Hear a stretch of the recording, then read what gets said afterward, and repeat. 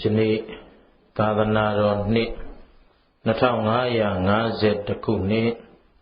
ကောဇာတက္ကရာ1369ခုတော်သရင်လပြည့်ကျော်6ရက်2009ခုနှစ်10လပိုင်း2ရက်နေ့ညကျေးဇူးတော်ရှင်ဧကမဟာပန္တိတမိုးကုတ်ဆရာတော်ဘုရားကြီး၏တရားဌာန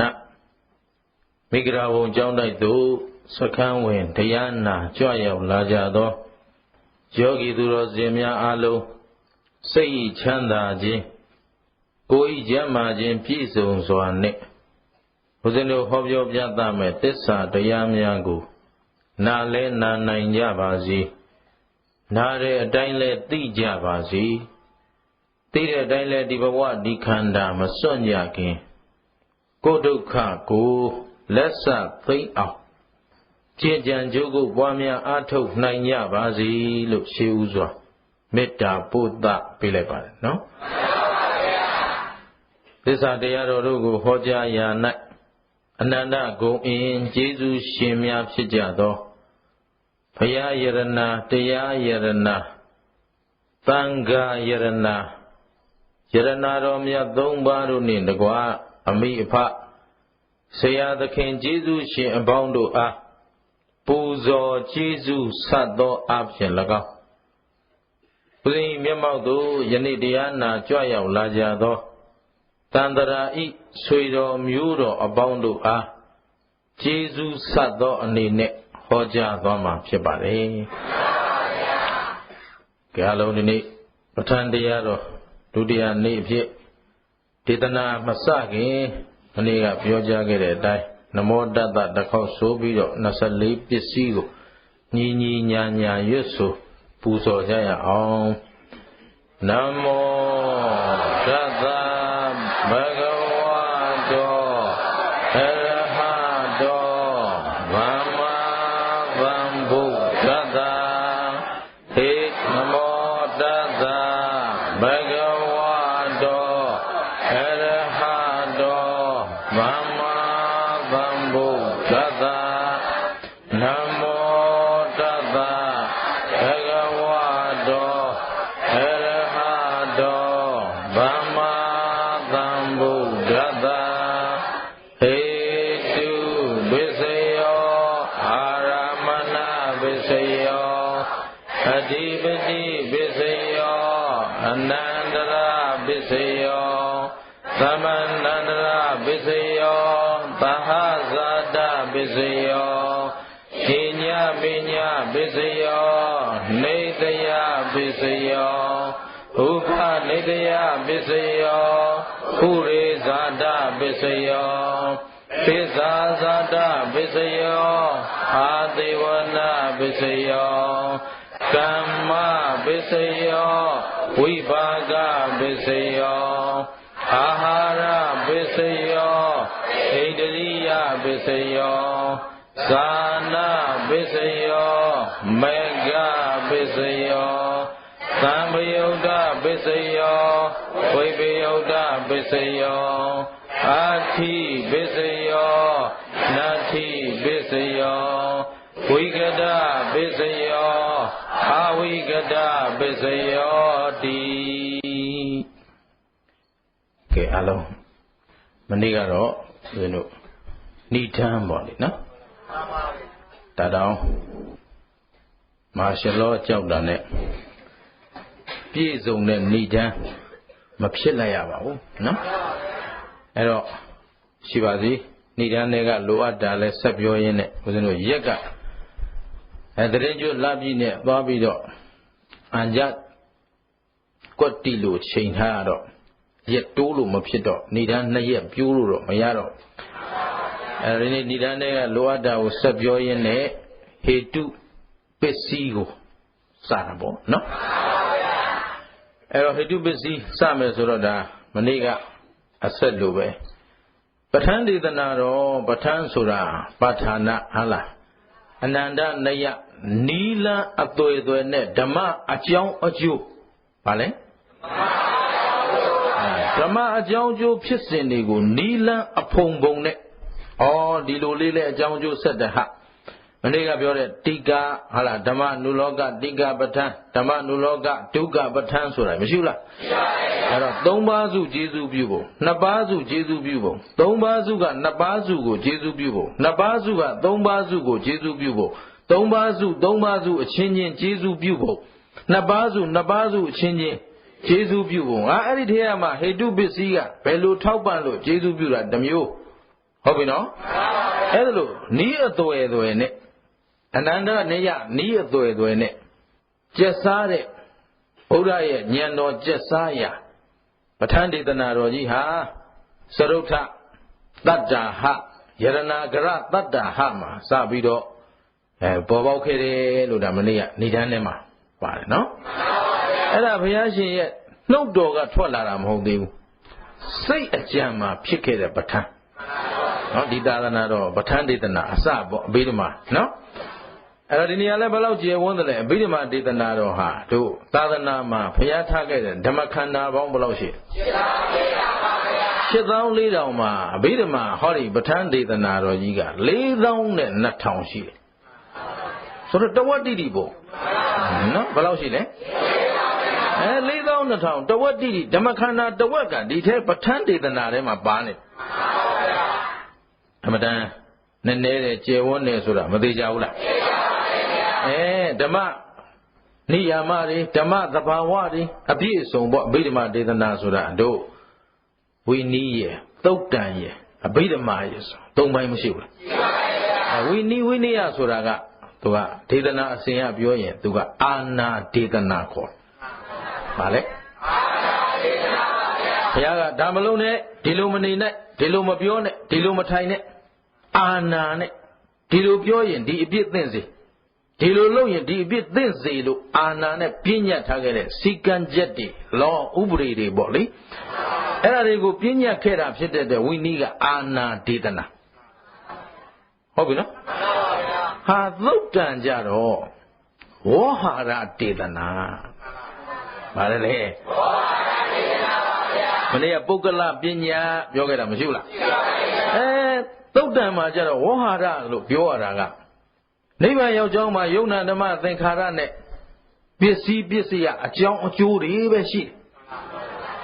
ဒါပေမဲ့တတ္တဝါတိုင်းကိုဟေ့မင်းခန္ဓာ၅ပါးပဲရှိတယ်ယုံနာ၅ပါးပဲရှိတယ်အဲ့ဒီမှာလူနာပြမှာပုဂ္ဂိုလ်တ attva မပါဘူးကွတက်ရိုက်ပြောလို့မရဘူး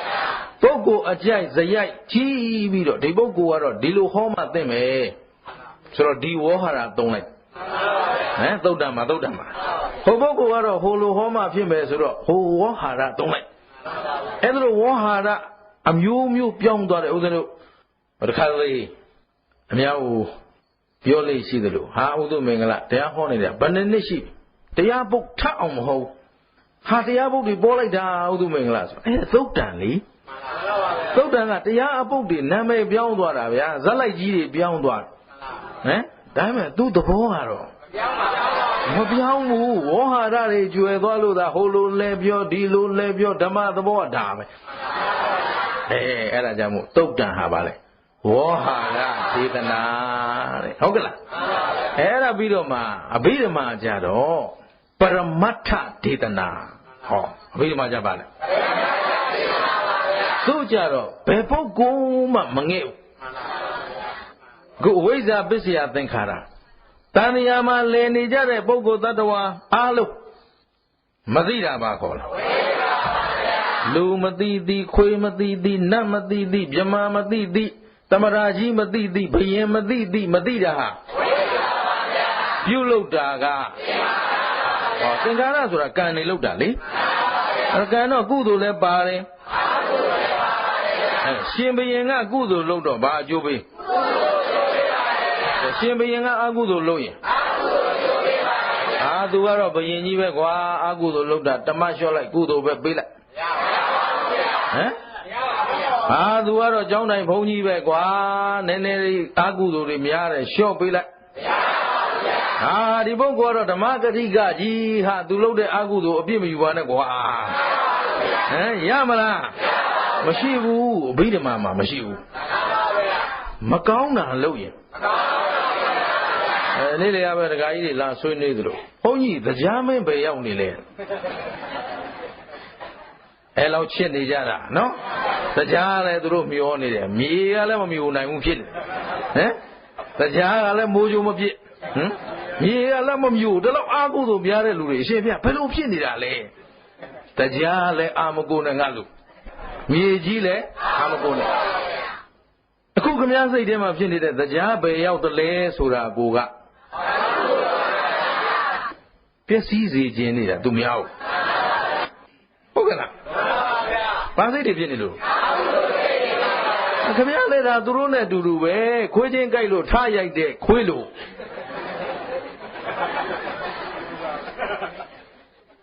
အဲ့ဒါဓမ္မပဲဘုရားရှင်ထဲမှာအာဓမ္မတွေကိန်းနေလို့အာဓမ္မလွန်မိုးခြင်းကိုခံရတာအကြောင်းကျိုးကသိသေးကြတယ်ဗျာလို့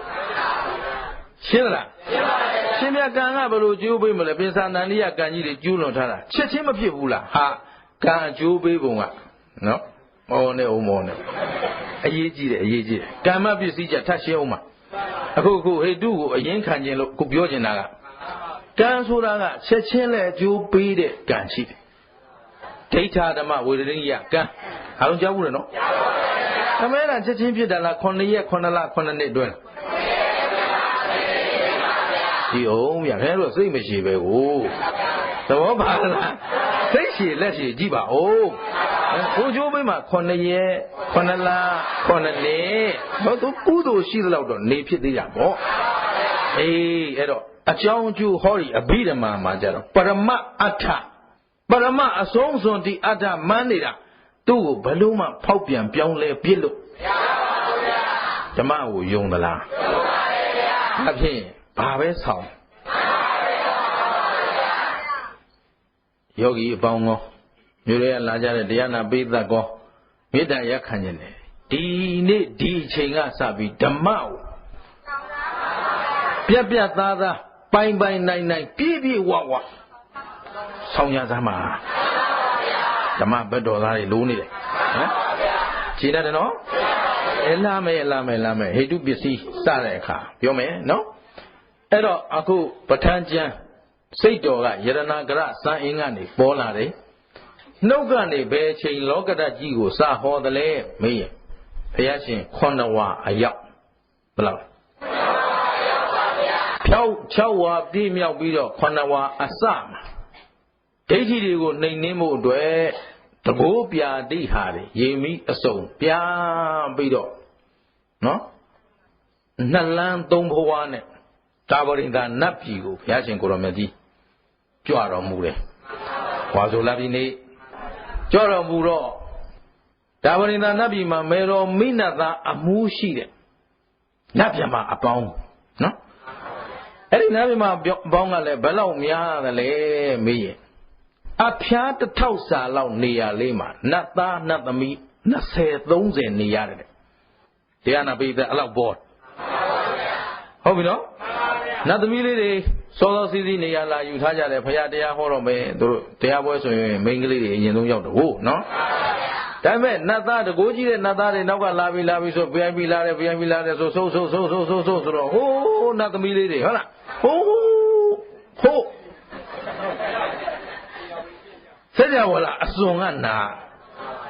အဲ့ဒါလေးလည်းသတိထားကြနော်ဟုတ်ဆိုကိုဖြစ်ရတဲ့ဘဝလေးထဲမှာဟုတ်လားအခုအမျိုးသမီးတွေများတော့သူတို့အပိယနော်မျိုးသမီးဘဝဆိုတာအမှန်တမ်းနှိမ့်ချကုသိုလ်ကံကောဉာဏ်ပညာကောဘလို့ပဲဆင်ကြီးလဲဉာဏ်ပညာပိုင်းမှာစကိလေသာထူတဲ့အလျောက်ပါဖြစ်နှိမ့်ချ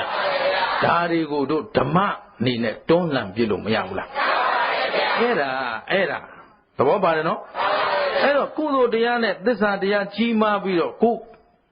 အကျင့်သိက္ခာကိုပြည့်စုံအောင်ကျင့်လိုက်အဲ့တော့မြင့်မြတ်တဲ့ဘဝထက်မြက်တဲ့ဉာဏ်ပညာတွေမရနိုင်ဘူးအဲ့ဒါအရေးကြီးဟာယောက်ျားများလည်းယောက်ျားဖြစ်နေလို့တော့တိတ်ထင်မကြည့်နဲ့နော်သူရာမိရယကံကျူးလွန်လိုက်သွားနောက်ဘဝမိမပေါ်ပေါ်မဟုတ်ဘူးဘီယာတောက်လို့ကောင်းတယ်ဆိုတောက်ပေါ့ဗျာနောက်မိမဖြစ်မယ်ရှင်းသလား ကာမေတုမိစ္ဆာစာရကသူများသားသမီးသားမရဘူးစိတ်နဲ့နှုတ်နဲ့ကိုယ်နဲ့ဘယ်လိုပြစ်မှာနောက်ဘဝမိမတဲတဲလေးနော်ယောက်ျားဟေးလို့တော့လမ်းရမ်းကြားမနေနဲ့တဲတဲလေးရှင်းလားကုသိုလ်ပြည့်စုံမှပုရိသောယောက်ျားဘဝကိုရအဲ့တော့အဲ့ဒီအကြောင်းကျိုးတွေကအခုဒီဒေသနာအစဉ်နေမှာပရမတ္ထဒေသနာအစဉ်မှာကြတော့ပုဂ္ဂိုလ်လိုက်ပြီးတော့လဲပြောင်းလဲမသွားဘူးဘုံဌာနလိုက်ပြီးတော့လဲပြောင်းလဲမသွားအခုကပဋ္ဌာန်းဟောတာကိုကြည့်ဘုရားရှင်ကိုရောမြတ်ကြီး9ဝါမြောက်မှာဒီနတ်ဒေဝတာတွေသွားဟောတော့ပဋ္ဌာန်းဘယ်လောက်ဟောသလဲဘုရားအကျေဟောတယ်အတိဝိဋ္ဌာရဒေသနာနတ်ပြည်မှာ3လဟောတာဘယ်လောက်ဟော3လကိုမနာရဟောတာအဲ့တော့လူတွေအနေနဲ့ကြည့်တော့3လမနာရဆိုတော့အဲ့လိုနာနိုင်မလားလုံးဝမနာနိုင်ဟောတယ်လူလည်းမဟောနိုင်သဘောပါလားအခု24ရက်ဟောဖို့တောင်ဒါမပြစ်အောင်တော်တော်ယုံကန်ထလာတာအကြောင်းကျိုးတွေလူဘုံလူဘဝလူလောကမှာအမှန်တန်ဒုက္ခမများဘူးလားဒါတော့ဒီအကျေဟောဖို့ဘုရားရှင်တိုင်းပဋ္ဌာန်းဒေသနာတော်သည်နတ်ပြည်၌သာဟော၏ဒါဘုရားတို့ရဲ့ဓမ္မရာထဲမှာပါရှင်းသလားလူပြည်မှာဟောလို့မရအဲ့တော့3လဟောတာဆိုတာဟိုမှာနတ်တွေကနတ်တဲ့နဲ့တော့တာဝရိန္ဒာမှာဆိုတာလူပြည်အနှစ်100မှာမှသူတို့ကတရေဆို3လဆိုတော့တနားရီလောက်မရှိဘူးအဲ့တော့နတ်တွေအားလုံးကအကုန်နာနိုင်တယ်နော်ဟောတဲ့ပုဂ္ဂိုလ်ကြီးရတယ်မှာအမတန်မှသူ့စိတ်ကိုစိတ်တရိယာပုဂ္ဂိုလ်ကြီးသူ့စိတ်သူနိုင်နှင်းလွန်းလို့ဘုံမှာတရားဟောတဲ့ကိုတော်ကြီးတပါးထားခဲ့မြောက်ကျွန်းဆွန်းခံတောင်ကျွန်းလားဆွန်းစားရှင်သာရိပုတ္တရာအတူဟောလှုပ်လိုက်ရတာကိုတော်ကြီးကဒုက္ခနာကိုအစဉ်ကိုအာဟာရဖြစ်ရသေးတယ်ဘုံမှာနတ်တွေကဘာမှလှုပ်เสียမလို့ထိုင်နာနေတယ်သူတဏှာကြီးမပြေဘူးရှင်းတယ်နော်ပြီးတော့နတ်ပရိသတ်ဒီပဋ္ဌာန်းဒေသနာရဲ့ပရိသတ်ပဋ္ဌာန်းချစ်တဲ့နတ်တို့ရဲ့ပရိသတ်အမတန်မှညားတယ်တဲ့ဒါကြောင့်မို့လို့သာသနာရဲ့ခန္ဓာကြီးလို့ပြောတာရှင်းသလားအရေးကြီးတယ်နော်အဲ့တော့အဲ့လိုနှုတ်တော်ကဟောလိုက်တော့နတ်ပြည်မှာအကျေဟောတယ်လူပြည်မှာရှင်သာရိပုတ္တရာကိုတော်မြတ်ကြီးကိုအကျဉ်းဟောတယ်အတိသင်္ခေပါသိချင်းလေးငါနတ်ပြည်မှာဒီနေ့ဘာဟောခဲ့ပြီးကွဘယ်ဆင့်ရောက်သွားပြီကုသလဓမ္မအကုသလဓမ္မဘယ်တိတ်ရောက်ပြီကုသလတိတ်ပညာဝါဒဘယ်ရောက်နေပြီပေါ့ပြောလိုက်တယ်ဆိုရင်ပဲရှင်သာရိပုတ္တရာသူ့ဉာဏ်တော်ကြီးနဲ့ချဲ့ပြီးတော့မာဒါဆိုဘာတွေပြောတာပဲဆိုအဲ့ဒီပြောခဲ့တဲ့ဟာကိုသူ့ရဲ့တပည့်ယဟန်ဘလောက်900အားလုံးသိပါတယ်ယဟန်ဘလောက်လဲယဟန်900ကိုမကျင်းမကျဲဘုရားရှင်ဟောသလောက်လဲမကျဲဘူးဘုရားကသူ့ကိုပြန်ပြောသလောက်လဲမကျင်းအဲ့တော့ကျင်းရင်လည်းဘယ်သူမှနားမလဲတော့အခုတော့ဦးဇင်းတို့သူတော်ကောင်းတို့နားလည်ထားကြတာငယ်လေးကလေးအခုချိန်ထိနားလည်ပုံကိုကြည့်ရင်ပဋ္ဌာန်းဘလောက်ရှိလဲ24ပစ္စည်းပဋ္ဌာန်းကျမ်းဘယ်နှကျမ်းလဲ24ကျမ်းအဲ့ဒီ24ကျမ်း24ပစ္စည်းထင်တာပဲအဲ့တော့ကိုရောကြီးတွေသာမဆဲပဋ္ဌာန်းပွဲရွတ်နေတယ်ဆိုတော့ဟေ့ဘယ်ပစ္စည်းရောက်သွားပြီတို့မေးနေတာတဘောပါလားဒီနေ့ဗတရေမြောက်တုံးဆိုတော့9ရက်မြောက်ဆို9ရက်မြောက်ဆိုဟေတုအာရမဏဓိပတိနာတမဏနာပစ္စည်းရောက်ပလားဟုတ်ပြီနော်အဲ့မဟုတ်ဆိုတော့24ပစ္စည်းကို24ကျမ်းထင်နေတာဟုတ်တကယ်တော့ဟောဒီ24ပစ္စည်းတော်တရားတွေဟာခုကြည့်အဝိဇ္ဇာပစ္စယသင်္ခါရပစ္စယဝိညာဏဟေ့ဆို24ပစ္စည်းကုန်ပါသွားသူထဲမှာဟေတုပစ္စည်းကဘယ်လိုဆက်သွယ်နေတယ်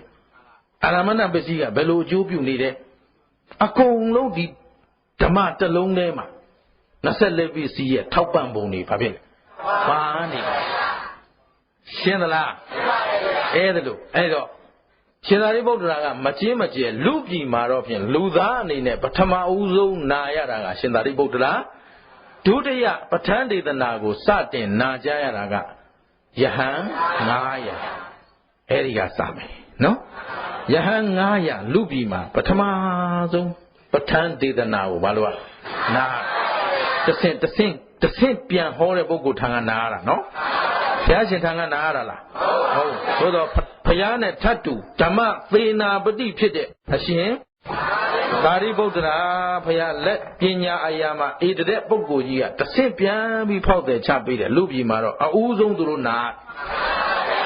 ထူးကြတဲ့ပုဂ္ဂိုလ်တွေပေါ့အမှန်တမ်းမထူးဘူးလားအဲ့ဒါလို့ထူးတဲ့ဘဝဘယ်ကရသလဲဆိုရင်ဟေတုပစ္စည်းကရတယ်ရမှဘယ်ရဟေတုပစ္စယောတိ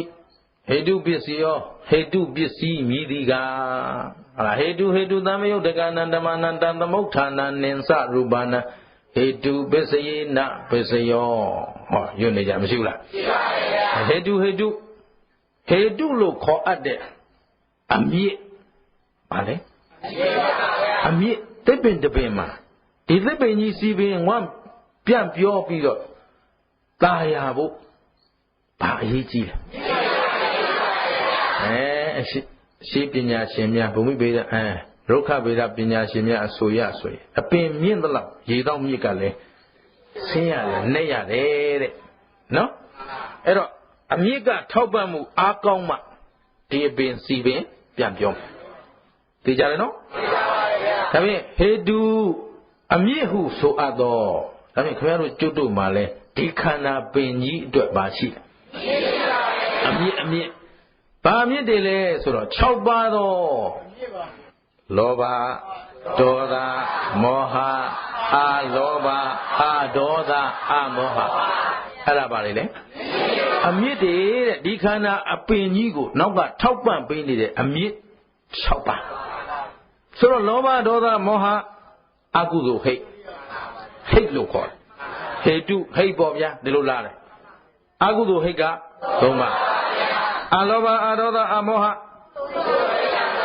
3ပါးဒါပေမဲ့ကောင်းတဲ့အမြင့်3ခုသူကတော့မတရားမရှိဘူးမျှတယ်ကုသိုလ်ကလည်း3ခုပဲအကုသိုလ်ကလည်း3ခုပါပဲနိုင်အောင်တိုက်နိုင်တာမထိုင်နိုင်တာတော့မင်းတို့ပေါ်မူတည်တာပဲရှင်းသလားဘယ်သူကအင်အားသာဘူးမသာဘူး3ခုစီပဲကြည်ရတယ်နော်လောဘဒေါသမောဟအလောဘဒီတော့အဲ့ဒီအမြင့်တီဟာသူတော်ကောင်းတို့ခန္ဓာပင်ကြီးကိုအခုမျက်လုံးကလေးတွေနားလေးတွေစပင်ကလေးတွေတချို့အသက်60ကျော်80ကျော်ပြီစပင်တစ်ချောင်းမှမဖြူအမေသူအမြင့်ကောင်းတယ်ဘာကောင်းအမလေးကျုပ်တို့80ကျော်ပြီရက်စားမရခုသူတို့ဖြင့်20ကျော်လေးတွေဟိုမဲ့ရှုနာရှိုက်ကုန်သဘောပါလားဘာတွေကွာနေအမြင့်တွေကွာနေတယ်အမြင့်တွေဒီမှာအဝိဇ္ဇာပစ္စယဒါသုတ်တန်နီအဝိဇ္ဇာကအကြောင်းဒီမှာလေအဝိဇ္ဇာဆိုတာမောဟအရင်ခံတာတော့မောဟနောက်မှာဘာတွေပါလောဘဒေါသသူတို့အရင်ခံတော့အဲ့ဒီအရင်ခံကဖြစ်လာတဲ့သင်္ခါရပစ္စယဝိညာဏအမြင့်မကောင်းဘာမကောင်းအဝိဇ္ဇာဆိုတဲ့မောဟကြီးဦးစီးထားဆိုတော့လောဘဒေါသတွေအာမကောင်းဘူးလားအာကောင်းတော့ဒီမှာမကောင်းတဲ့အမြင့်ကထွက်လာတဲ့အပင်ဆိုတော့မကောင်းတဲ့အပင်မဖြစ်မှာပေါ့ခင်ဗျားတို့ကျိုးတို့ဒီထဲမယ်တရားနာပိဋကတ်ထဲမယ်မွေးကလေးကရင်တရားနာပိဋကတ်ထဲမယ်မွေးကလေးကရင်လောဘ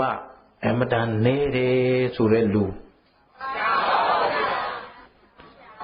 တခါမှစိတ်မဆိုးဘူးမောဟတော့မပြောတော့ဘူးဘာလို့လဲမအိတ်တဲ့လူမှမရှိဘူးရှင်းသလားဟဲ့ဒါနဲ့ခင်ဗျားတို့ကအတော်မြစ်ကောင်းလို့ရှင်းသလားဟဲ့အစိတ်အမြစ်ကထွက်လာဘာပင်ထွက်ဘာသီးဒီတိုင်းသာမပြင်မဲထားရင်မကောင်းတဲ့အမြစ်ကိုဖယ်ကောင်းတဲ့အမြစ်ကိုပြိုးထောင်ကောင်းတဲ့အမြစ်ကိုခင်ဗျားတို့မလို့ပြိုးထောင်မွေးမြူရမှာဒါကြားတဲ့ပေါင်းနေ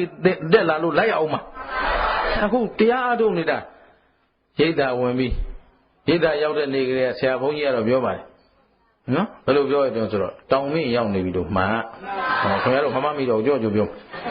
ဘယ်လိုတောင်မြင့်ဆိုတော့သိပြီလေ သေးတော့ဘယ်သူနဲ့ပါဆိုင်သေးလို့ဟာမဆိုင်ဘူးမာဖြစ်နေတာလေတော့အခုပါနေတယ်ဘာဆိုင်လို့ခင်ဗျားတို့နဲ့ခင်ဗျားတို့စားဖို့တော့ဘောပူပါဟိုမှာမစားမတော့ကိုတော်ကြီးတွေငါ6ရက်ကျော်သွားပြီခုချိန်ထိဓမဲမစားအောင်တန်ခါ9000ကျော်တယ်ပြန်ပြီးကိုချင်းစာကြည့်စမ်းအဲ့ဒါသူတို့ကြီးသာသနာအတွက်ရွတ်ဆောင်ခုခင်ဗျားတို့မှာစားစရာတော့ဆရာလည်းမပူပါပူပါမေးစရာထိုင်စရာအောင်စဉ်းစားနော်ဒါပေမဲ့ဖြောက်ရင်လားပေါင်းနေအုပ်ကုန်ဒီအပြင်မွေးလဲရတာကုသိုလ်ဖြစ်အောင်သီလကဘယ်လိုလုံအောင်ထိတမာတိကဘယ်လိုလုပ်กว่าဒီမှာလဲတော့မယ်ဘိုင်းဘိုင်းအဲလိုရှေ့ကအော်ရတယ်လူကရှင်းတယ်နော်ရှင်းပါဗျာအဲ့ဒါပြိုးထောင်နေရဟေတုအမြင့်တွေလေအဲ့တော့အမြင့်အရေးကြီးတာမကြည့်ဘူးလားလင်းတို့သား900ဆိုတာနော်လင်းတို့ဆိုတာလူလားတိရစ္ဆာန်လင်းတို့သားလို့အဆိုရှိတယ်ဒါပေမဲ့ဦးဇင်းကတော့ပဋ္ဌာန်းသိပ္ပံဆရာတော်ကြီးပြောသလိုပဲလင်းတို့သားကြီးတော့မဖြစ်နိုင်ပါဘူးလင်းတို့သူလေးတွေလည်းပါအောင်ပါနော်သူတို့ဒွိယံနေကြတာဆိုတော့နော်250စီပေါ့ဟမ်ရှင်းတယ်နော်အဲ့ဒါတခြားပြောချင်တာမဟုတ်ဘူးခင်ဗျားတို့နောက်သဘောပေါက်လားကသဗ္ဗဘုရားရှင်လက်ထက်ကဘယ်လက်ထက်ကဆိုတော့ဒီဘုရားရဲ့ရှိရပေါ့နော်အဲ့တော့ကသဗ္ဗဘုရားရှင်ကြီးကအနှစ်2000တန်းမှာပွင့်တယ်အဲ့ဒီမှာယဟန်တော်တွေဟာဘုရားရှင်ကိုရောမြတ်ကြီးကကသဗ္ဗဘုရားရှင်ကြီးလည်းဒီလိုပဲမေတော်မိနသားကျေးဇူးဆက်ရင်းနဲ့တာဝရိန္ဒာနတ်ပြည်မှာပဋ္ဌာန်းဒေသနာတော်ကြီးဟောအဲ့ဒီကနေလက်ရရန်ဣဒရက်ကပြန်ဟောလို့ပဋ္ဌာန်းကျမ်းတွေဆောင်းထားကြတဲ့ကိုတော်ကြီးတွေကတောတွေကလှိုင်ကူကြီးတစ်ခုပဋ္ဌာန်းတွေကိုရွတ်နေကြပြန်ပြီးဆင်ခြင်ပြန်ပြီးနှလုံးသွင်းပေါ့ဗျာနော်ဟုတ်ဆိုတော့ပဋ္ဌာန်းဒေသနာတော်ကြီးကိုအသီးသီးရွတ်အံတရယ်စဲနှလုံးသွင်းနေကြတာကိုအဲ့ဒီလှိုင်ကူထဲမှာအတူရှိနေတဲ့ခုနကပါလေလင်းတို့သားသူ900နော်အဲ့ဒီသူကထဲ့ခြင်းလို့ထဲ့တာမဟုတ်ဘူးမရတော့နော်ကြည့်အဲ့ဒီလင်းတို့ကလေးတွေကနော်တန်ဃာတော်တွေရွတ်အံတဲ့အတန်ဟာအမတန်ညီညာပြီးသားရလုံးလို့အခုခေတ်တို့ဘုန်းကြီးတွေဘယင်းရွတ်တယ်လို့မဟုတ်ဘူးပေါ့နော်ရှင်ပြဒီလောက်မေတ္တာတွေပို့နေမင်းတို့မေတ္တာကကွာနှချမ်းတွေကနွားတွေမညီမညာတွေများနေတာဟိုးဗျဟိုမှာတာမာဝရီတို့ရှင်ဘယင်းကများတယ်ပြများကဘယ်သွားရှင်ဘယင်းစီပြသွားတယ်တာမာဝရီနဲ့မိဖုရား900ကမေတ္တာညီတယ်ဗျာ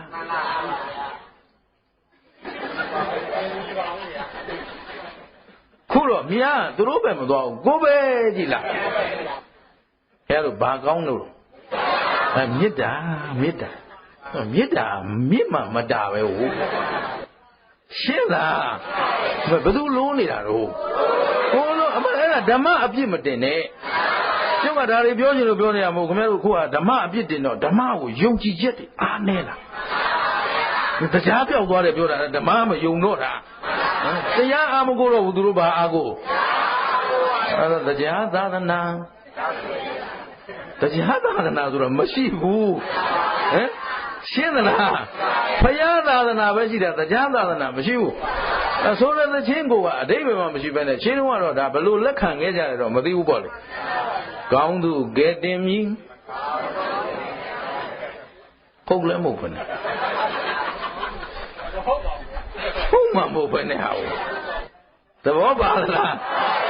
ဟုတ်ပါဘူးဆိုလိုတာကဘုရားကကောင်းတဲ့လူကဲတာလားမကောင်းတဲ့လူကဲတာလားအေးပါကောင်းသူလည်းကဲရမှာမကောင်းသူလည်းဒါဖြင့်ဘယ်ကဲတင်ရှင်ကလာကဲမှာဟမ်ဘုရားဘုသူကိုဘုသူအားကိုးလား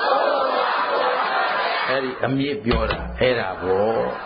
ဘုရားတို့ကအားကိုးလွဲနေဘယ်ကမိုးပေါ်ကြကဲတင်ရှင်မဲ့လာမလို့လာမလားဘုသူကိုဘုသူကဲရမှာ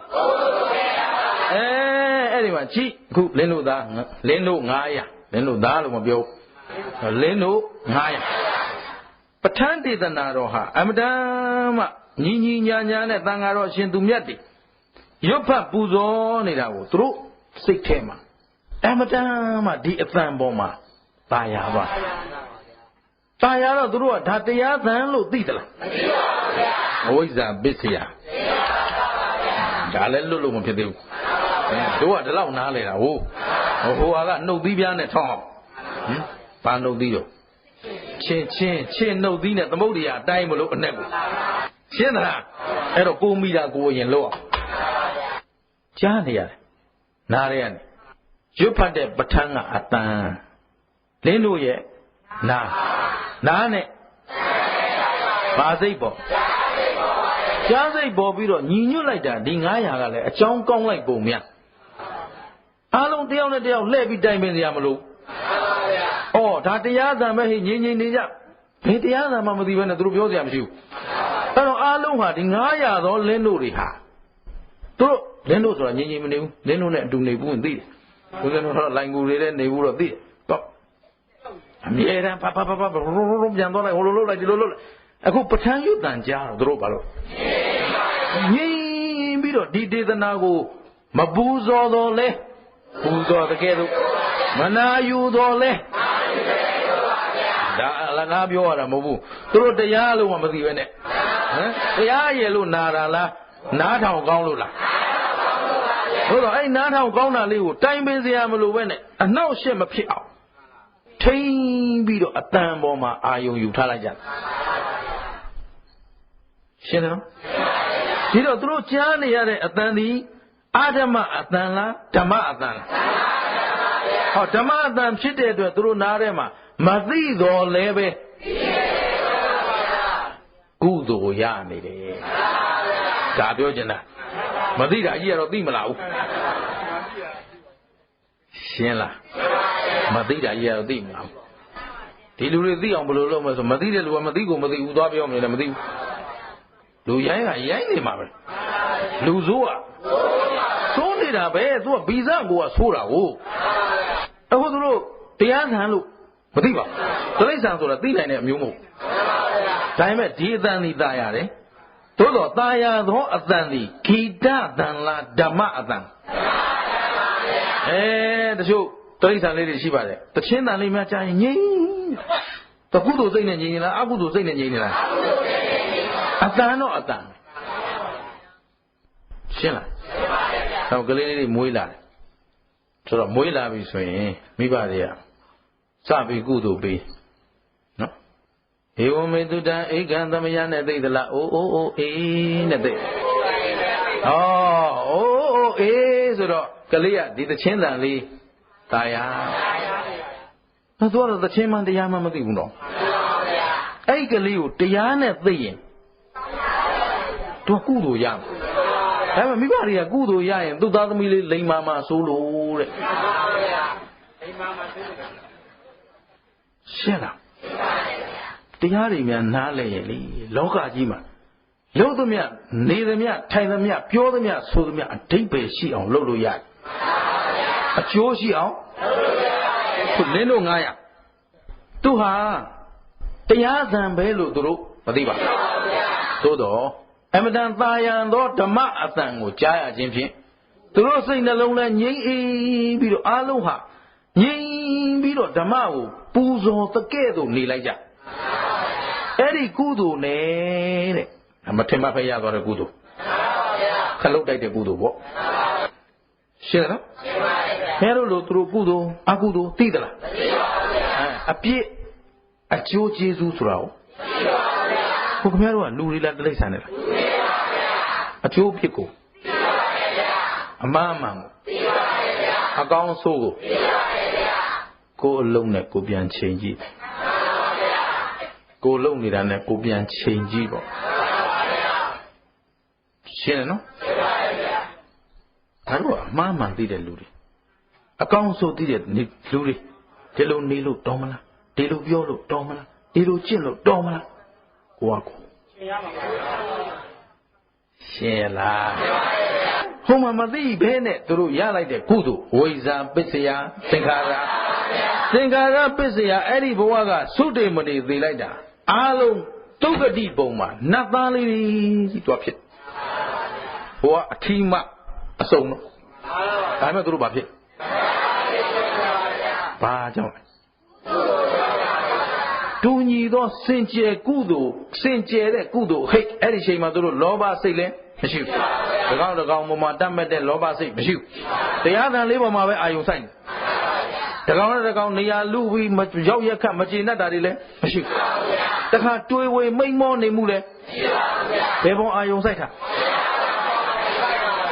အာလောဘအာဒေါသအာမောဟကုသိုလ်အမြင့်တွေကောင်းလိုက်တာကသဗ္ဗဘုရားရှင်လက်ထက်ကလေးကရင်ဒီလင်းတို့လေးတွေအသက်စေလို့သေးနတ်ပြည်ရောက်ပြီးနတ်သားလေးတွေ900ဖြစ်လိုက်ကြတာဒီဂေါရမဘုရားရှင်လက်ထက်ကြတော့ဟာသူတို့ရဲ့ဆရာအခုတရားဟောပြမယ်အရှင်သာရိပုတ္တရာကိုတော်မြတ်ကြီးရဲ့တပည့်သူတို့သမိုင်းတွေပြန်ပြောရရင်ရှင်သာရိပုတ္တရာကိုကိုးကွယ်တဲ့ဒါယကာမတွေရဲ့သားသမီး900ဖြစ်သား900ဖြစ်တယ်သမီးမပါတော့ကြည်တန်းခေါ်ဘက်မှာလင်းတို့သားလင်းတို့သူလကားပြောတာမဟုတ်ဘူးအဲ့ဒီလင်းတို့အထီးတွေကြီးနေတာတော့တဘာမှမကြထီးလဲပါတယ်မှားလဲပါအဲ့ဒီအထီးအမတွေကဘာဖြစ်သွားနတ်သားလေးတွေကြီးပုရိသဘဝရသွားလိုက်တာအဲ့ဒါကသဗ္ဗဘုရားရှင်လက်ထက်ကနတ်သားဖြစ်လိုက်တာနတ်စည်းစိမ်ကိုအချင်းချင်းခံစားဂေါရမဘုရားရှင်လက်ထက်ရောက်တော့ဒီမှာပဋ္ဌာန်းနဲ့နီးစပ်တဲ့အကြောင်းကရှိထားတော့ရှင်သာရိပုတ္တရာကိုတော်မြတ်ကြီးရဲ့ပဋ္ဌာန်းကိုစဟောမှာရှင်သာရိပုတ္တရာဟိုအကြောင်းကလေးလိုလာတာရှင်းသလားမင်းဖြစ်မဲ့သူကမွေးကလေးကရောင်ကလေးနဲ့ဒီလိုအဲ့ဒါဟေတုပစ္စည်းတွေကိုပြောတာရှင်းတယ်နော်အမြင့်ကကောင်းလာတော့ရှင်သာရိပုတ္တရာကိုကိုးကွယ်သောကြီးညိုသောချင်းကပ်သောယုံကြည်လေးစားသောတရားဓမ္မတို့ရဲ့အိမ်မှာသားလေးတွေဖြစ်မွေးကြတယ်900အဲ့ဒီ900ဟာအရွယ်ရောက်တဲ့9နှစ်သားတာမဏေဖြစ်ရှင်သာရိပုတ္တရာထံမှာတာမဏေဘဝကစအမှုထမ်းအဲ့ဒီကနေအရွယ်ရောက်ယဟန်ဖြစ်တဲ့အခါဦးဆုံးနာရတယ်ရှင်းတော့ဆိုတော့တာမဏေဖြစ်ကနေလို့ဆိုတော့ဒါကပဋ္ဌာန်းသိပ္ပံဆရာတော်ကြီးရဲ့ကျမ်းရင်းနဲ့မဟာပဋ္ဌာန်းဆိုတဲ့ကျမ်းတွေကိုကြည်ပြီးတော့ဒါဦးဇင်းကပြောပြတာကြည်ညိုအောင်လို့ဒါပေမဲ့ဒါဘာဝယုတ်တိနဲ့ပြန်စဉ်းစားကြည့်ရင်တော့ဘုရား9ဝါဆိုသာသနာ9နှစ်ပဲရှိသေးတယ်ဟုတ်ပြီနော်အဲ့တော့ရှင်သာရိပုတ္တရာရဲ့တရားဓမ္မတွေရဲ့သာသမီဖြစ်တဲ့ရှင်သာရိပုတ္တရာရဲ့အရင်းနှီးဆုံးတပည့်တွေလို့ဆိုရင်ဒီလောက်ပဲသိမ့်မယ်လို့ထင်တယ်နော်ယုတ်တိဗေဒနီးရကြည့်ရင်လေအဲ့တော့တပည့်ရင်းဘယ်လောက်လဲ900အဲ့ဒါအမျိုးကောင်းသားလေးတွေကြီးသွားဖြစ်ရှင်းနော်အဲ့တော့အမျိုးကောင်းသားလေးတွေကြီးဖြစ်ပြီးတော့ခုကြည့်သားရှင်သာရိပုတ္တရာလည်းသူဘုရားရှင်ကိုရောင်မြတ်ကြီးကအတူကျုံခေါ်လိုက်တယ်ခေါ်လိုက်တဲ့တရားကိုသူသိလာပြီပြန်ဟောရမယ့်ပုဂ္ဂိုလ်လောကမှာရှာကြည့်တော့ဟောဒီ900သွားတွေ့ပဋ္ဌာန်းကိုနားလည်နိုင်တာသူတို့ပဲရှိတယ်တဲ့ရှင်းသလားပဋ္ဌာန်းကလူပြည်မှာတကယ်ကြက်ဆောင်လာခဲ့ရတာဒီ900ရဲ့အစဉ်အဆက်နော်ရှင်သာရိပုတ္တရာရဲ့တပည့်900အစဉ်အဆက်ကနေမှဆောင်းလာကြတာပြီးမှာဘုရားလူပြည်မှာမဟောဘူးနော်လူပြည်မှာဘယ်သူ့ကိုပဲပြောတာလဲအဲ့ဒါလည်းဘယ်လိုပြောတာလဲအတိသင်္ခေပအလွန်ကျဉ်းကလေးပဲပြောလိုက်ရှင်းတော့အဲ့တော့ထေတုပစ္စည်းရဲ့အမြင့်တရားတွေဘယ်လောက်အရေးကြီးတယ်ဆိုတာဦးဇင်းတို့ဒီနေ့လင်းတို့သားလေးတွေကြည်တာနဲ့သိပြီကုသိုလ်တရားဟာလည်းအမတန်အရေးမကြီးဘူးလားအကုသိုလ်အမြင့်ကိုလည်းသိဖို့မလိုဘူးလားဟုတ်ကဲ့အကုသိုလ်အမြင့်သိမှရှောင်ရန်ရှောင်ရမှာရှောင်ရန်အဲ့တော့ဦးဇင်းတို့ခုဖြစ်စဉ်လေးနဲ့သတိရလို့ပါအမေနဲ့အဖေလည်းသတိရမိခင်နဲ့ဖခင်အဲ့ဦးဇင်းတို့အရွယ်ရောက်တဲ့ချိန်နော်သုံးတော့ဖြုံးတော့မယ်ဆိုတော့သူ့မင်္ဂလာတို့ကံပေါ့လေအဲ့စီးပွားရေးကမဖြစ်အဲ့တော့အဲ့ဒီစီးပွားရေးချို့တဲ့လာတော့ဒီလိုပေါ့ဝိုင်းပြီးတော့မိသားစုကြိုးစားကြတဲ့အခါမပြေလည်မှုတွေများတော့အဖေနဲ့အမေကဘာကြီးလဲဆိုတော့ငါတို့လည်းတစ်သက်လုံးဘု து ပေါ်မှာမဟုတ်တာမလုပ်ဘူးအကုသို့ရှင်းနိုင်တယ်ဗျရှင်းအောင်နေရသားနဲ့ငါတို့ဘာလို့ဒီလောက်ဆင်းရဲနေတာလဲဘု து မင်္ဂလာလည်းလူ့ဘဝတော့မသိဘူးသူတို့ပြောသလိုပြောခဲ့တာအဲ့တော့ပြောခဲ့ပြီးစိတ်မှာဘလောက်အချင်ပေါက်လာလောက်တောင်ရှိရကွာမဟုတ်တာလှုပ်တဲ့လူတွေကြကြီးပွားနေတယ်စီဝါရေးလောကမှာပြောပါလေဒါလောကသဘာဝကြီးပဲနော်ဆိုတော့ဟုတ်တာလှုပ်တဲ့လူကြတော့ဆင်းရဲ ဒီလောက်တောင်ရှိတာငါလဲစိတ်အချင်းပေါက်ချင်းပေါက်ပြီဆိုတော့ဘက်တီးရီးယားအနေနဲ့ပိုးဝင်ပြီမကောင်းတော့ပါလားအဲ့ဒါဓမ္မအပေါ်မှာတကယ်သိလို့လားမသိလို့တတ်ဒိန်တရီဆိုတဲ့စကားလေးအိန္ဒိယပစ္စည်းကြရင်လည်းလာလိုက်ဦးမယ်အဲဒီနေရာမှာနည်းနည်းလေးပြောအပ်လို့ပြောတတ်ဒိန်တရီဆိုတာတရားအိန္ဒိယထိုက်တယ်ကြားဘူးလားအစိုးရတယ်ပေါ့ဗျာအဲ့တော့တရားဆိုတာယုံကြည်မှုဟမ်မိမိယုံကြည်ကိုးကွယ်စိတ်ကတဲ့အခု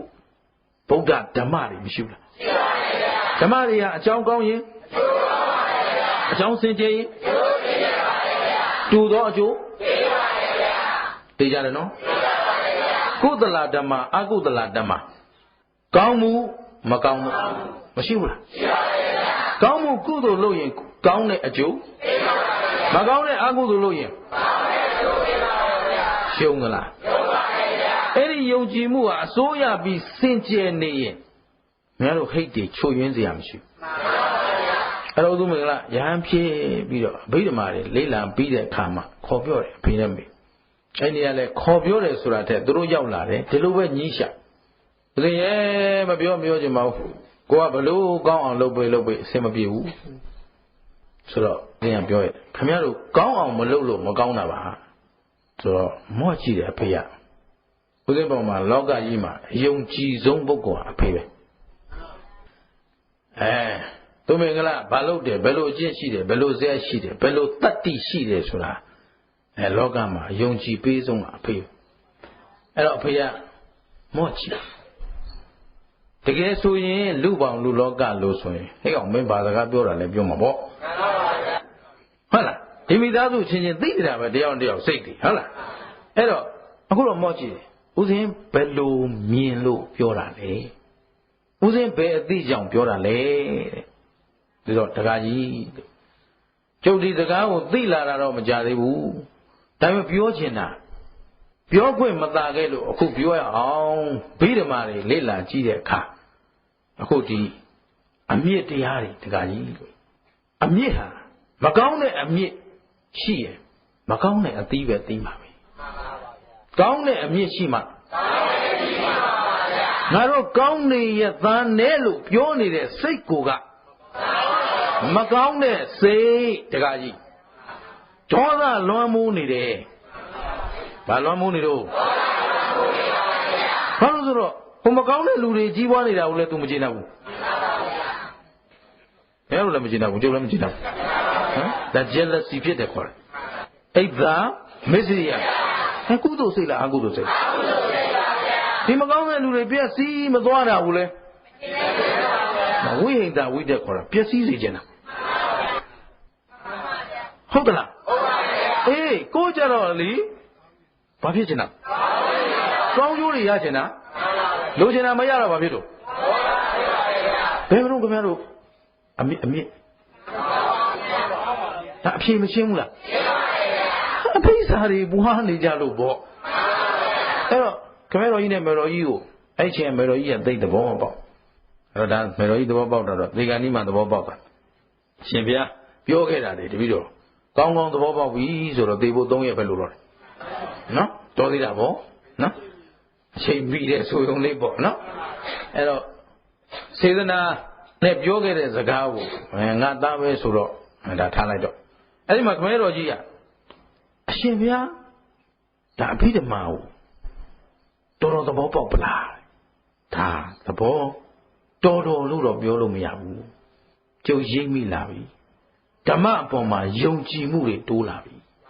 အဲ့တော့တခါကြီးလို့တူတစ်ပါးပျက်စီးကြောင်းလည်းမကြံနဲ့တော့ငါမဖြစ်ရလေခြင်းလို့လည်းမလာနဲ့တော့စိတ်ကိုဆေးကြစို့သစိတ်တပရိယောဓပနံဆိုတဲ့ဗုဒ္ဓရဲ့စကားတစ်ခွန်းကိုပေါ်လေးမတွေးကြစို့နဲ့တခါကြီးလို့ပြောခဲ့တော့ဖေသေးကန်ကြီးပြောရှာပါလေရှင်ဘုရားလို့တပည့်တော်ညံလည်းမထက်ဘူးသူများနားလဲအောင်လည်းမပြောတတ်တဲ့အတွက်တပည့်တော်သာသနာဝန်ကိုမဆောင်ရဲပါဘူးအရှင်ဘုရားပြောတတ်ပါလေဆောင်ပေးပါလို့တောင်းပန်ရှာတယ်နော် အဲ့တော့ဦးဇင်းတို့ဆိုလိုချင်တာကဓမ္မတစ်လုံးကိုထိုးထွင်းသိဖို့လွယ်သလားပြက်ပြက်ထင်ထင်ညံထဲမှာရှင်းသွားမှာအခုဦးဇင်းပြောတာခင်ဗျားတို့ရှင်းတယ်လို့ပါရှင်းတယ်လို့ပါသို့တော့တကယ်ကိုယ်ပိုင်ဉာဏ်နဲ့ရှင်းအောင်ကြိုးစားကြပါဦးနော်ကုသိုလ်အမြင့်အကုသိုလ်အမြင့်သူကကြည့်လေဟေတုဆိုတဲ့အမြင့်တရား6ပါးဆိုသည်တံပယုတ်တကာနံဓမ္မနံတံပယုတ်တဆိုတဲ့သူရဲ့ရှင်ဘောရှင်ဘက်ဖြစ်တဲ့ဓမ္မနံဒီဟူသောယုံနာဓမ္မသင်္ခါရတို့ဘာလဲလဲယုံနာဓမ္မသင်္ခါရဘုရားတို့ရဲ့ကုသိုလ်စိတ်တွေအကုသိုလ်စိတ်တွေအဲ့ဒီအမြင့်တွေဟာတဲ့သူ့ရဲ့ရှင်ဘက်ဖြစ်တဲ့သူကျေးဇူးပြုရမယ်ဓမ္မတွေခုယုတ်တွေနန်းတွေအကုသိုလ်အမြင့်ရှိတဲ့လူပါရုပ်ကြည့်တော့လဲအကုသိုလ်လွှမ်းမိုးတဲ့ရုပ်ဆိုတော့မကြမြင်သာအောင်ပြောလို့ရှိသလိုနတ်ကတော်ရုပ်ဆိုရင်ဒါအကုသိုလ်ရုပ်ပါသူရုပ်မှာကိုကကြည့်လိုက်ရင်လူတကာကိုသူလိမ်မှုညာဖို့ကောက်ဖို့ကြစ်ဖို့ဆိုတော့သူမျက်နှာမှာကိုဒီရုပ်ဟာလူစင်မမီဘူးရှင်းတယ်နော်ရှင်းပါရဲ့ဗျာအဲ့ဒါလူမွေးလူတောင်မပြောင်းဘူးပေါ့ဗျာဘာလို့ဆိုသူလိမ်စားရတယ်ကိုသူ့စိတ်ထဲမှာအမြဲတမ်းလိမ်ဖို့နဲ့ဝိုက်ဖို့နဲ့ခုတ်ဖို့နဲ့လှီးဖို့နဲ့ဒါပဲကြံနောက်တစ်ဆင့်တက်လိုက်ရင်ပွဲစားရှင်းသလားအဲ့လိုနော်လောက်ဆိုရှင်းပြီနော်ကုသိုလ်စိတ်လွှမ်းမိုးနေတဲ့ပုဂ္ဂိုလ်ကြကုသိုလ်စိတ်ကုသိုလ်မျက်နှာရုပ်ကလေးကုသိုလ်ရုပ်ကလေးမရဘူးလားကြီးလင်းအေးချမ်းငြိမ်းချမ်းဥပရိချင်းကိုမတူဘူးနော်စိတ်ကောင်းရှိတဲ့လူကရုပ်ဆိုးခြင်းတလောက်ဆိုဒါပေမဲ့ရုပ်ကကြီးနေသူကြည့်လိုက်အေးနေတယ်သူနဲ့ထိတွေ့သူနဲ့ဆက်ဆံသူနဲ့ပေါင်းသိရရင်ငြိမ်းချမ်းနေတယ်ရှင်းသလားသဘောကောပေါက်သလားအဲ့တော့ဒီဟိတ်တရားတွေဟာဦးဇင်းတို့သူတော်ကောင်းတို့နားလဲတဲ့နားမလဲတဲ့ဟောဒီဟေတုပစ္စည်းကစနားလဲထားမှအဲလိုကျွတ်တို့လမ်းဖြောက်မှာဗျဒါပေမဲ့အရေးကြီးတာမကြည့်ဘူးလားဟေတုပစ္စယေနပစ္စယောတော့ဩနေတာပဲဟေတုပစ္စည်းဘလောက်ကျေစုကြည်မှဘလောက်တတ္တိထက်မှမသိရင်တန်ဖိုးရှိမလားရှိပါဘူးဒါတလုံးလေးသဘောပေါက်အောင်ပြောနေရတာနော်သမုဒ္ဒရာကြီးကိုချင်းနှုတ်သီးလေးနဲ့ထောက်နေတာ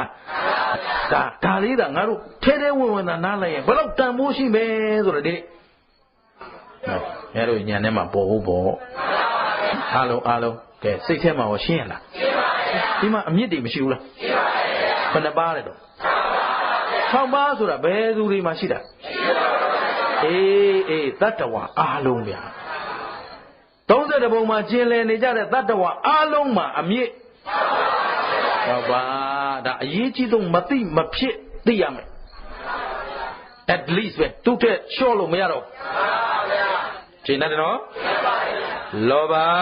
ဒေါသမောဟအလောဘအဒေါသအမောဟစီရခုနလင်းတို့ကလေးတွေတရားသံကိုစူးစိုက်ပြီးနာလိုက်တဲ့ခြေစူးကြောင့်သတ္တမဘုရားရှင်လက်ထက်ကသိလိုက်ကြတာဘယ်ရောက်သွားလဲနတ်စည်းစိမ်မှာဘုရားတဆူနဲ့တဆူကြားဆိုတော့ဒါ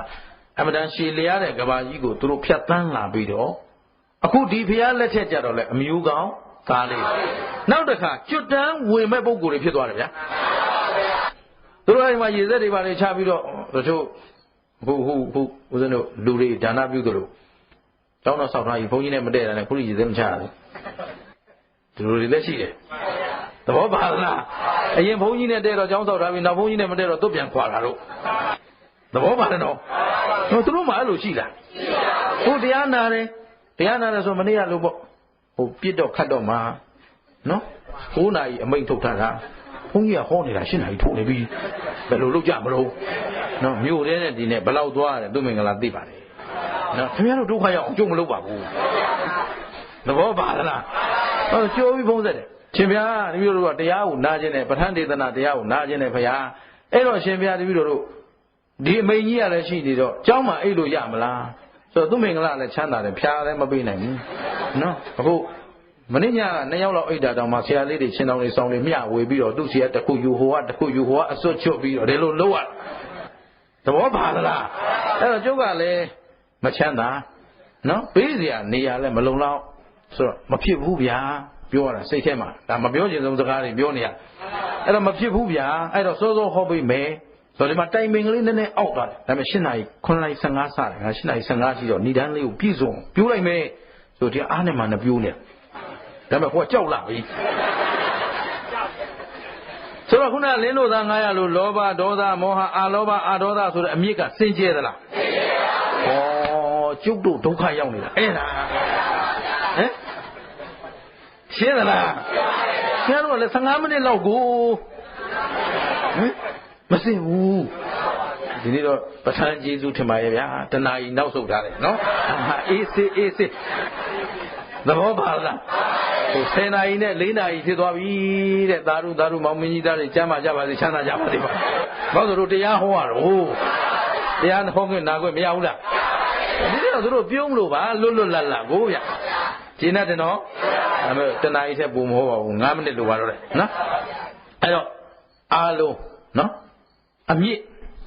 ဘုရားရှင်ကိုယ်တော်မြတ်ကြီးဘုရားဖြစ်ဖို့၄သင်္ချေနဲ့ကဘာသေးဘုရားဖြစ်ထိုက်တဲ့ကံတွေကိုစုရတာဟမ်အဲ့ဒီအမြင့်တွေကိုစုရင်းနဲ့ဒုက္ခမရလမ်းမှာခြေချော်လက်ချော်ဖြစ်ခဲ့တာတွေရောမရှိဘူးလားရှိပါပါဘုရားအဲဒီမှာအမြင့်ဆိုတော့ဒါကြောင့်မို့လို့ဘုရားအလောင်းတို့များနော်ဟိုတေမင်းကြီးတို့ကြည့်အောင်တေမင်းမွေးလာလို့မျက်စိနှလုံးဖွင့်ကြည့်လိုက်တာနဲ့သူတွေ့တယ်ထီးပြူလေးလက်ရွှေပခက်ငါတော့သိချင်းစိုးသိတော့မယ်ထီးပြူလေးလက်နဲ့ရွှေပခက်ငါတော့သိချင်းစိုးသိတော့မှာသိချင်းစိုးဆိုတာသူကရှင်ဘရင်ဖြစ်လိုက်ငရဲသွားလိုက်ရှင်ဘရင်ဖြစ်လိုက်ငရဲသွားလိုက်သူဒီဟိတ်တွေကိုသူနားလည်နေပြီရင့်မာတကြိတ်ကိုဗျရင့်မာတကြိတ်ဆိုတော့တိမိရစနော်ဒေဇသူနေမဘူဇာနာဝိဝေဇတ်ကြီး10ဘွဲ့ဆိုတာမရှိဘူးလားအဲ့ဒါတကြိတ်တော့ရင့်ကျက်နေတဲ့ပါရမီရင့်နေပြီဟမ်ပြေဖို့နည်းနည်းသာလိုတော့တဲ့ဘဝဆိုတော့ तू သိနေတယ်ဩအဲ့လိုမိသားစု3-5 ယောက်အုပ်ချုပ်ရတာတောင်းသားရှိရင်သားကြောင့်တစ်မျိုးသမီးရှိရင်လောဘဒေါသမောဟတွေမဖြစ်ဘူးလားဟိုဒီတိုင်းပြည်တစ်ပြည်လုံးအုပ်ချုပ်မယ်ဆိုတော့ဟမ်ကုသိုလ်တွေလားအကုသိုလ်တွေလားဆိုတော့ဘုသူကသိနေတယ်ဘုရားလောင်းကသူကလည်းကုသိုလ်ရှင်စောကြီးတော့မင်းမျိုးမကြီးဖြစ်ဆိုတော့ရှင်ဘုရင်ဖြစ်လိုက်နောက်တစ်ခါဘုရင်ဖြစ်ပြန်ငရဲသွားပြန်ဆိုတော့အခုလဲသူကငရဲအခုမှတက်လာတာခုမှတက်ဘယ်ထဲရောက်လဲရွှေပခက်ထဲရောက်ဟမ်ထီးဖြူလေးကြည့်လိုက်ရွှေပခက်ကြည့်လိုက်ငါတော့ပေချင်းစိုးနဲ့ဒီတော့မင်းရှင်းနော်အဲ့ဒီမှာသူဘယင်မဖြစ်ချင်တော့ထီးကျဆောင်နတ်သမီးကလည်းမေတော်တော်ခဲ့ဘူးတဲ့အကြောင်းကရှိပဋ္ဌာန်းဆိုတာအဲ့ဒါပဲလေအကြောင်းနဲ့ကျိုးပြီးတော့ငါသားဘာလို့မှိုင်းနေတာလို့အဲ့ချင်းနတ်တွေပါလေမြူတဲ့တောင်ပြောတာဟုတ်နော်ရှိသေးတော့တော့ကျန်နေကလေးတိကာလည်းရောက်တော့မယ်နော်အဲ့ဒီမှာဆိုတော့နတ်သမီးကမေးတယ်ဆိုတော့ဒါတွေမြင်လို့ကြောက်နေတယ်နော်ငါဘယင်မဖြစ်ချင်ဘူးမဖြစ်ချင်ရင်မအားရင်နဲ့မအားပဲမဲ့အားတယ်လို့လေနော်မကြိုးပဲမဲ့ကြိုးတယ်လို့ဟန်ဆောင်ပြီးနေလိုက်တာ18နှစ်ဘယ်လောက်နေရလဲတီးခံနိုင်တဲ့ဟိတ်ပါရမီရင့်ကျက်လာတဲ့ဘဝဆိုသူဟိတ်ကအမှန်တန်ကောင်းနေတယ်အမြင့်ကသိကောင်းတော့နော်နိုးမတိုက်ပဲအမေရထားတယ်အော်သူလည်းဆာမှာပဲကလေးတွေကကလေးလူတွေကလူပဲဟမ်ဆာလာပြီမဖြုံးငိုလိုက်ရင်နို့ကြိုတိုက်မှသိတယ်ငိုလိုက်ရင်သူစကားပြောတယ်မှသိသွားမှာဆိုရှင်းတယ်နော်ကလေးဘဝသူများတွေဆော့တယ်လို့ဆော့ခြင်းတယ်အယုတ်ကလေးမြင်ပါလေးမြင်ထဆော့ထကင်လိုက်ရင်သိသွားမှာဆိုလို့အကျိုးလို့နေဘေးကနေမီးနဲ့ဝိုင်းရှို့တာတောင်ထမပြေဘူးဩတို့နှစ်လနဲ့တို့လေ့ကျင့်ထားတဲ့တမာရီတွေလေဒါချတယ်ဥစဉ်ကမ္မထမ်းဆရာတယောက်နေတယ်ဘယ်လောက်အားရလဲလို့ဘပြီးတော့မခံနိုင်တော့ဘူးဘုန်းကြီးဩတမာရီတွေကောင်းတာနှစ်လသူတို့ပြောတောင်းတာလားအဲ့တော့ငါလုတ်ခဲ့သမျှတော့သွားပါပြီ